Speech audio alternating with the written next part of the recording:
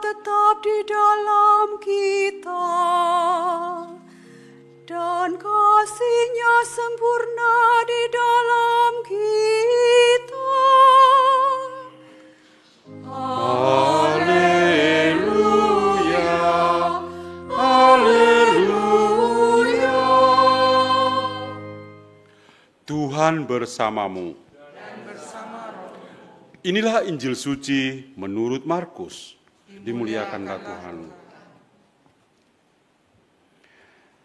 Sekali peristiwa, datanglah orang-orang Farisi hendak mencobai Yesus. Mereka lalu bertanya kepadanya, "Bolehkah seorang suami menceraikan istrinya?" Tetapi Yesus menjawab kepada mereka, "Apa perintah Musa kepada kamu?"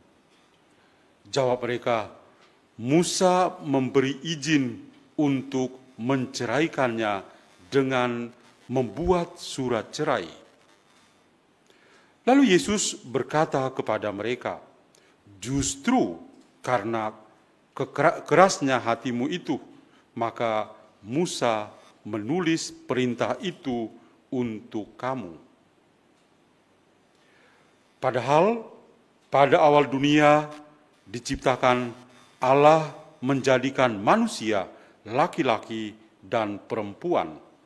Karena itu laki-laki akan meninggalkan ayah dan ibunya dan bersatu dengan istrinya, sehingga keduanya itu menjadi satu daging. Demikianlah mereka bukan lagi dua, melainkan satu. Karena itu, apa yang telah dipersatukan oleh Allah, janganlah diceraikan oleh manusia." Ketika sudah tiba di rumah, para murid bertanya lagi tentang hal itu kepada Yesus. Lalu kata Yesus kepada murid-muridnya, "Siapa saja yang menceraikan istrinya lalu kawin dengan perempuan lain, ia berbuat zina terhadap istrinya itu. Jika si istri menceraikan suaminya lalu kawin dengan laki-laki lain, ia juga berzina." Demikianlah sabda Tuhan. Terpujilah Kristus.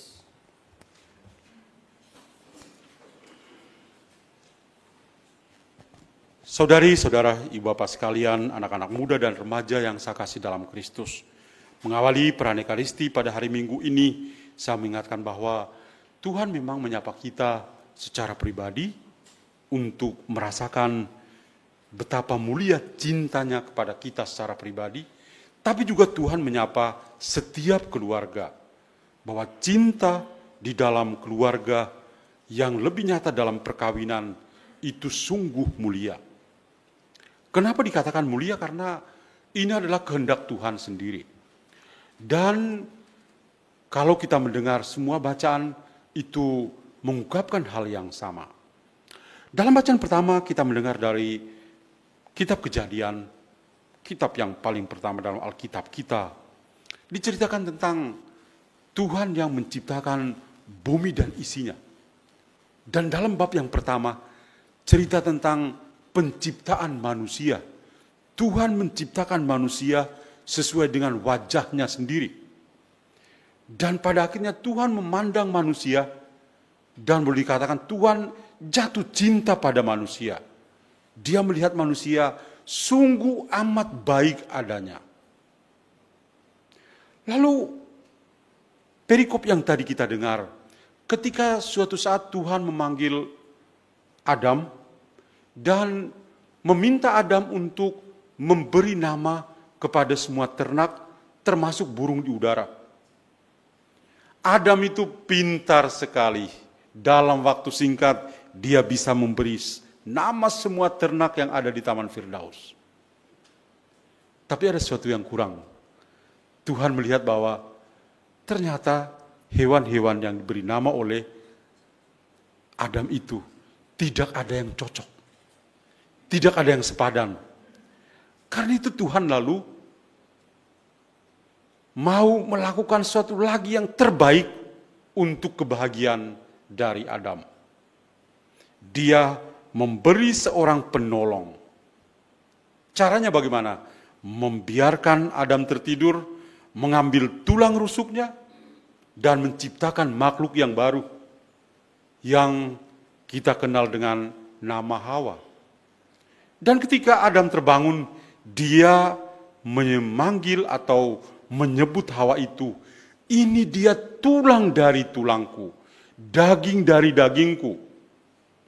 Karena itu ditambahkan, karena itu seorang laki-laki akan meninggalkan ayah dan ibunya, pergi bersatu dengan istrinya, dan keduanya menjadi satu daging. Apa yang kita dengar dalam bacaan pertama, itu diulangi juga oleh Yesus dalam bacaan Injil. Ketika dia dicobai oleh orang-orang Farisi, apakah diperbolehkan atau diizinkan untuk menceraikan, seorang suami menceraikan istrinya? Mereka menggunakan dalil dari Musa yang memberi izin dengan surat cerai. Mereka berpikir Yesus akan mengatakan, oke deh. Tidak. Yesus memberi kritikan yang cukup tajam kepada mereka.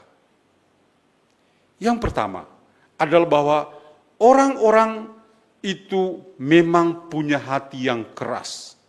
Mereka tegar hati. Karena ketegaran hati mereka, maka Musa itu memberi surat cerai. Namun sebetulnya Tuhan itu, kembali ke bacaan pertama, Tuhan itu menciptakan manusia, pria dan wanita, yang duanya menjadi satu daging. Duanya menjadi satu daging. Itulah keindahan, kemuliaan dari cinta kasih.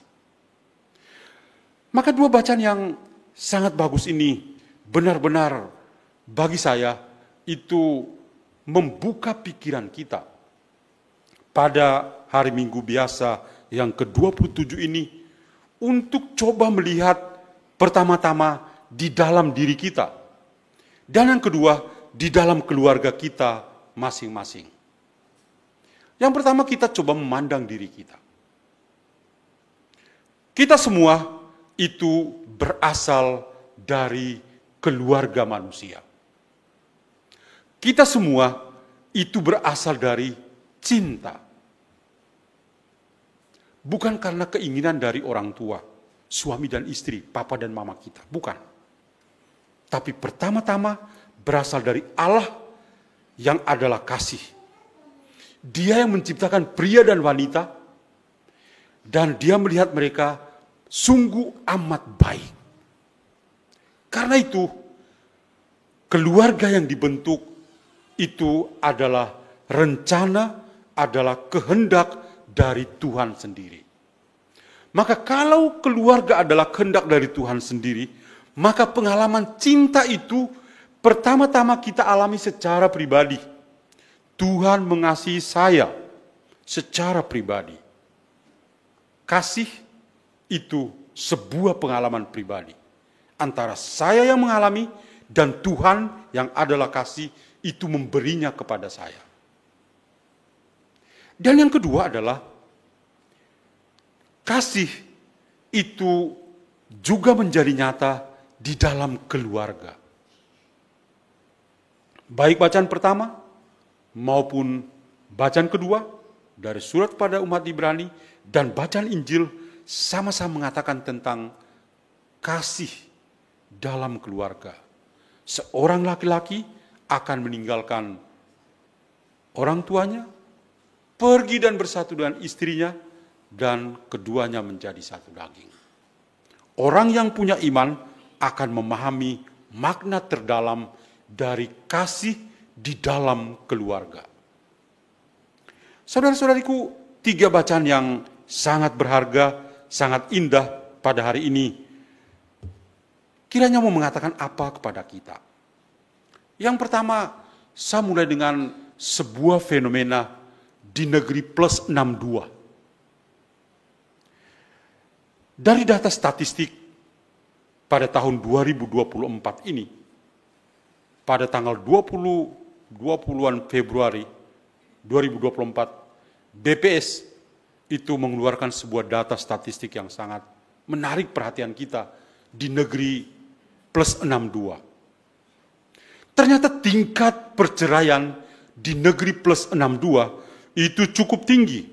Di tahun 2023, tingkat perceraiannya adalah 463.654 pasang. Ini ada kasusnya seperti ini. Memang turun 10% lebih, 10,2%. Di masa pandemi, itu tingkat perceraiannya jauh lebih tinggi. 516.344 kasus perceraian. Dari semua kasus yang ada, 400-an kasus ini, di dalamnya juga ada keluarga-keluarga Katolik. Ada keluarga-keluarga yang juga mendengar bacaan pertama dan bacaan Injil yang tadi kita dengar itu. Kenapa orang bercerai begitu mudah? Bahkan dari Biro Pusat Statistik itu mengatakan ada 5 provinsi yang tingkat perceraiannya tinggi sekali. Jawa Barat, Jawa Timur, Jawa Tengah, DKI Jakarta, dan Sumatera Utara. Waduh, ketika membaca ini, elus-elus dada. Karena di antara mereka ada keluarga-keluarga Katolik. Kenapa ada perceraian? Alasannya sangat manusiawi. Karena masalah ekonomi, karena KDRT, karena ada perselingkuhan, ada pebinor, ada pelakor. Banyak istilah-istilah yang bagus-bagus di negeri plus 62 ini. Sampai pastor saja hafal pebinor dan pelakor loh. Ya. Jadi benar-benar ya. Tapi itu adalah suatu fenomena yang membuat kita bersedih. Pastor yang tidak menikah saja merasa sedih ketika mendengar kasus-kasus perkawinan seperti ini. Nah, saudara-saudariku, poin pertama tentang kasus perkawinan ini ada dalam gereja kita. Kita tidak bisa menutup mata dengan kejadian-kejadian ini. Mungkin juga di dalam keluarga kita masing-masing. Kalau kita coba masuk kembali dalam bacaan-bacaan kitab suci, mulai dari bacaan pertama tadi, Tuhan itu tidak menghendaki supaya yang sudah jadi satu daging itu terpisah. Hanya maut yang bisa memisahkan. Lagi-lagi, hanya maut yang bisa memisahkan. Bukan dari keinginan manusiawi semata. Tuhan ketika menciptakan Hawa itu bukan untuk mencintai Adam. Hawa itu diciptakan bukan dari tulang kepala atau dari tulang tumit, tapi dari tulang rusuk. Kedua-duanya seimbang. Supaya apa? Menjadi penolong satu sama lain. Mereka itu diciptakan sepadan, cocok. Karena itu, meskipun ada perbedaan dalam cara memandang, ada banyak sekali perbedaan. Ya, John Gray itu pernah menulis sebuah buku yang bagus. Ya, laki-laki itu dari Mars dan perempuan dari Venus. Ada perbedaan, 2 planet yang berbeda. Ya, tetapi itu adalah fenomena kehidupan. Tapi Tuhan punya rencana adalah supaya 2 menjadi 1, 2 pribadi menjadi 1 daging. Karena kasih yang mempersatukan itu. Karena itu data statistik yang tadi saya ungkapkan adalah data-data yang sangat manusiawi yang ada dalam kehidupan kita. Apakah kita masih tak bertahan atau kita menyenangi data-data seperti itu? Tentu tidak. Semua orang akan kalau menikah, Tuhanlah yang menghendaki, bukan keinginan manusiawi semata. Itu poin yang pertama. Maka kita berdoa, semoga kasus-kasus perkawinan itu itu menjadi semakin sempit, menjadi semakin kecil. Karena perkawinan itu Tuhan yang menghendaki, bukan keinginan semata-mata dari manusia. Poin yang kedua adalah, saya tertarik dengan keluarga. Bacaan pertama, bacaan kedua, dan bacaan Injil menekankan tentang keluarga. Orang selalu mengatakan keluarga itu nomor satu. Keluarga itu nomor satu. Keluarga itu nomor satu. Tidak ada keluarga menjadi nomor dua. Banyak orang in the name atau atas nama pelayanan lalu menomorduakan keluarga. Salah. Keluarga selalu nomor satu. Keluarga selalu nomor satu. Keluarga selalu nomor satu. Kita tidak bisa pelayanan menjadi nomor satu, akhirnya menomorduakan keluarga, keluarga tidak terurus dan hancur berantakan. Itu keliru. Kita melayani, tapi keluarga tetaplah nomor satu yang harus kita perhatikan. Bagaimana kita mau membuat keluarga-keluarga lain jadi happy, keluarga yang lain jadi bahagia, sementara keluarga kita itu hancur berantakan. Kurang kesaksian. Di paroki-paroki kita itu ada SKK, seksi kerasulan keluarga. Ada marriage encounter, ada kelompok tulang rusuk. Ini adalah kelompok-kelompok yang bagus-bagus. Kembali kepada setiap orang, apakah dia setia dalam keluarganya? Keluarganya harus menjadi nomor satu untuk membawa garam dan terang pada keluarga-keluarga yang lain. Maka saya mau mengatakan bacaan-bacaan ini menyinggung setiap keluarga Katolik.